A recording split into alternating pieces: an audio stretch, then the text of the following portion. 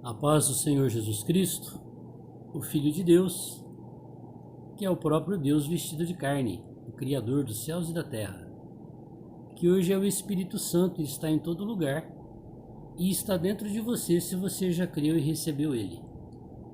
Que a paz do Todo Onipotente, Todo Onipresente e Onisciente esteja em você e em mim para todo sempre. Aleluia. Aqui é o irmão Xavier do Projeto Vida. Nós estamos lendo a Bíblia, a Palavra de Deus.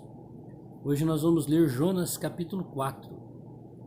Jonas, um profeta de Deus, que é como eu e você, que muitas vezes desobedecem à ordem de Deus. Deus disse para Jonas: ide e pregai o evangelho em Nínive. E ele resolveu não obedecer. E ele sofreu uma disciplina do Senhor. Mas na segunda vez que o Senhor veio falar com ele, ele se levantou e foi. Espero que eu seja pelo menos como Jonas, na segunda vez que eu já obedeço o Senhor, se for o caso. Pior é Pedro. 3 vezes o Senhor falou para ele: levanta, mata e come. Ele não obedeceu nenhuma das 3 vezes. E ele perdeu a oportunidade de ser o apóstolo dos gentios, por causa da sua incredulidade e da sua ignorância na observância da religião judaica. Aí o Senhor levantou o apóstolo Paulo, que foi fazer essa obra, que era um presente que Deus estava dando para ele. Não sejamos como Pedro, nem como Jonas, mas se formos, na segunda vez, vamos já obedecer ao Senhor. Ide pregar o evangelho. Essa é a ordem do Senhor, para todo aquele que quer ser obediente ao Senhor. E agora vamos ver então o capítulo 4. Jonas foi e pregou e o povo se arrependeu. Vamos ver o que aconteceu no capítulo 4. Mas desgostou-se Jonas extremamente disso e ficou todo ressentido. Que situação, não é verdade? Olha que caráter negativo de Jonas. Por que ele ficou ressentido? Porque Deus falou que ia subvergir, ia destruir toda a cidade igual Sodoma e Gomorra. 40 dias. Não aconteceu porque o povo se arrependeu e Deus se arrependeu do mal que tinha feito. Mas Jonas não.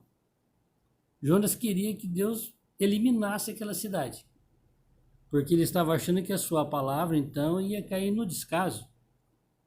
Mas a palavra que ele falou não era dele. Eu, Jonas, vou destruir a cidade em 40 dias. Não, a palavra era do Senhor. E quem mudou de opinião foi o Senhor, não foi Jonas. Então o mesmo que falou para Jonas: vai e prega, agora falou assim: não vou destruir mais.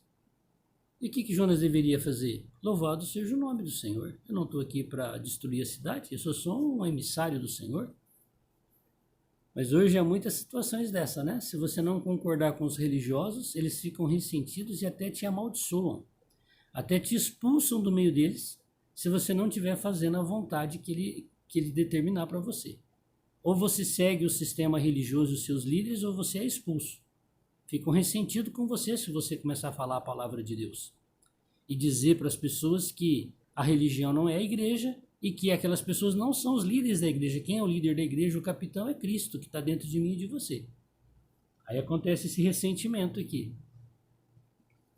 E orou ao Senhor e disse. Ele ainda foi orar para o Senhor. Vamos ver o que ele falou com o Senhor.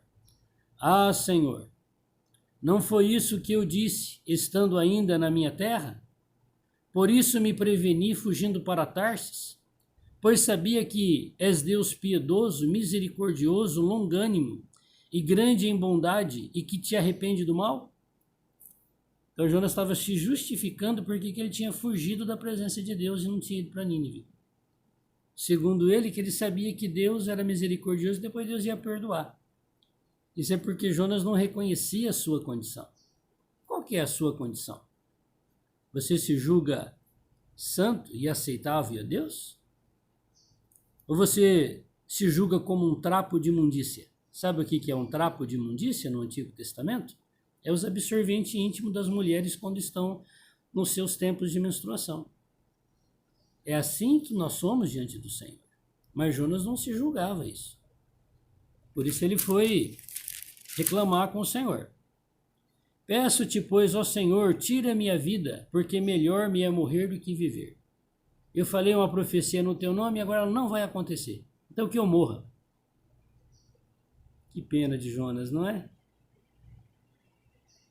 Na Bíblia está escrito: se a profecia de um profeta não se cumprir, é para matar ele apedrejado. Mas a questão aqui é que Deus falou para ele falar. A ordem de Deus.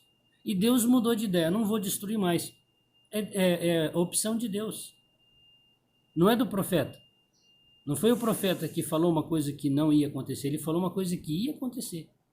E Deus mudou de ideia. Então não é um problema com o profeta.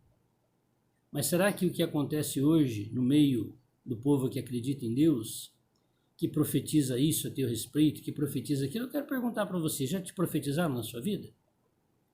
O que profetizou aconteceu? Verifica, faz um check-up para você ver. Raríssimas vezes acontece. O restante é tudo falso.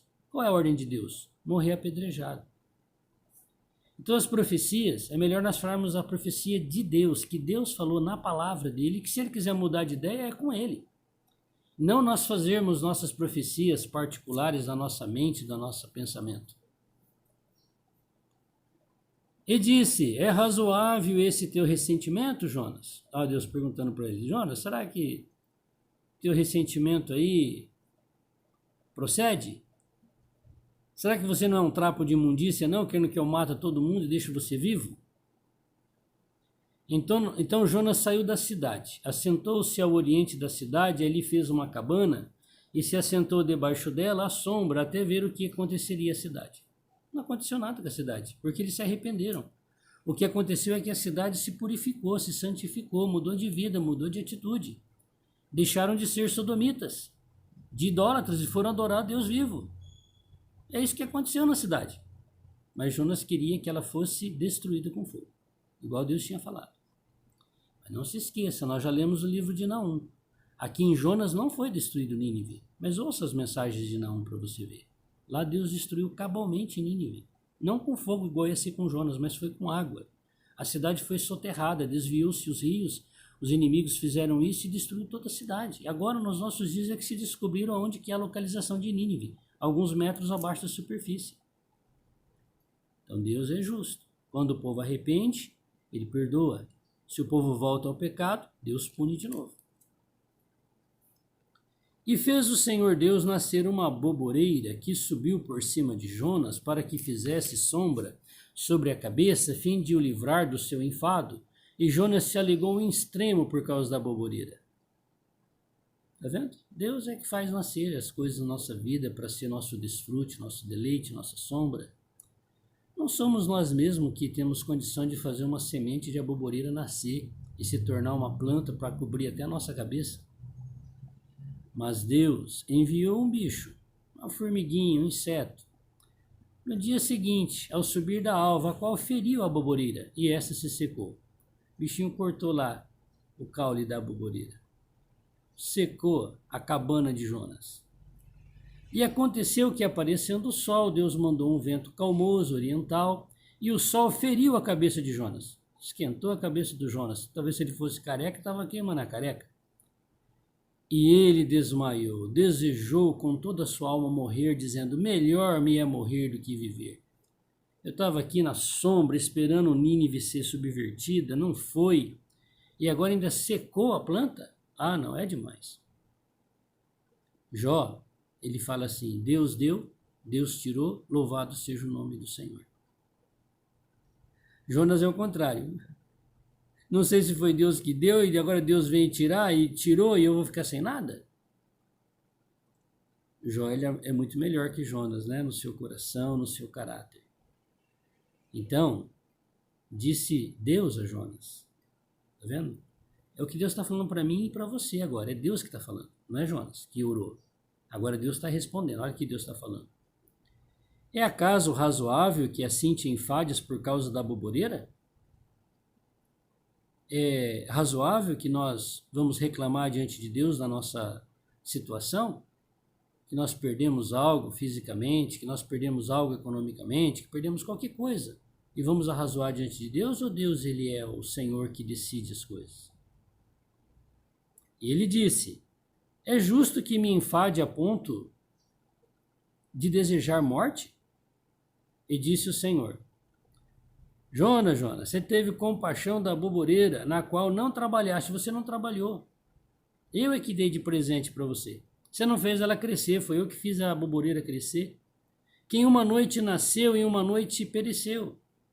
E o Senhor fala assim na palavra, que nós somos como a erva do campo. Como uma sombra de uma nuvem que vem e vai. Quantas pessoas você conhece que esse ano agora, de janeiro para cá, do dia 1º, já partiu dessa vida? É igual a erva. Brotou e murchou. Será que eu já estou pertinho de murchar? E você? E não hei eu de ter compaixão da grande cidade de Nínive, em que estão mais de 120.000 homens, que não sabem discernir entre a sua mão direita e a sua mão esquerda, e também muitos animais? Sabe o que Deus estava querendo falar para Jonas? Jonas, por que você não levanta desse teu conforto, desse ar-condicionado aí debaixo da boboreira, e você volta lá para pregar o evangelho para Nínive? Olha, Deus se arrependeu de ter falado que ia destruir a cidade, porque vocês se arrependeram. Agora eu vou ensinar a palavra de Deus para vocês. E ele começasse a ensinar a palavra de Deus, porque eles não sabiam discernir a mão esquerda da direita, e ensinar o que é pecado, o que não é, o que é abominação, o que Deus se agrada. Não teria sido maravilhoso no ministério de Jonas? E no meu e no seu, como é que vai ser? Nós vamos ser como Jonas? Ou nós vamos aprender as lições negativas de Jonas? E vamos agradecer a Deus porque a cidade não foi destruída? E falar para ele também, para que ele se lembre de nós, para que nós possamos alcançar misericórdia diante dele, porque nós somos um trapo de imundícia? Eu acho que nós seremos muito mais galardoados diante do Senhor do que vivermos no nosso ego. Vamos falar com o Senhor? Senhor Deus Todo-Poderoso, da mesma maneira como o Senhor falou com Jonas, fala conosco também dentro de nós. Nos ilumina, Senhor, com respeito à Tua vontade, ao Teu querer. Nos ensina, Senhor, a obedecer o Teu ide e nos ensina a nos alegrarmos, Senhor, quando as pessoas se arrependerem, e que o Senhor possa nos ajudar a falar mais da palavra para as pessoas que creem no Teu Evangelho. Nos ensina, Senhor, como conduzir as pessoas a Ti. Certo, Senhor, que a grande tribulação está determinada na face da terra. E se toda a terra se arrependesse como Nínive, com certeza o Senhor perdoaria. Senhor, que essa seja a nossa meta, de crermos que há esperança para que a terra se arrependa. Mas se ela não se arrepender, Senhor, que o Senhor possa nos poupar por termos sido obedientes a Ti. Nos ajude a vivermos na Tua luz, na Tua graça. Louvado seja o Teu glorioso nome. Amém. Deus te abençoe. Terminamos aqui o livro de Jonas. Espero que você também tenha lido, que você tenha tirado as suas conclusões. Se ajudou você em alguma coisa, compartilhe com outros. Nós vamos continuar lendo a Bíblia, a palavra de Deus.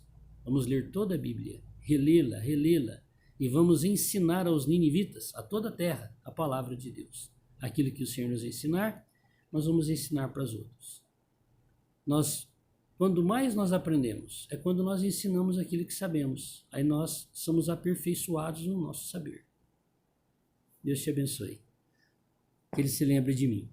Amém.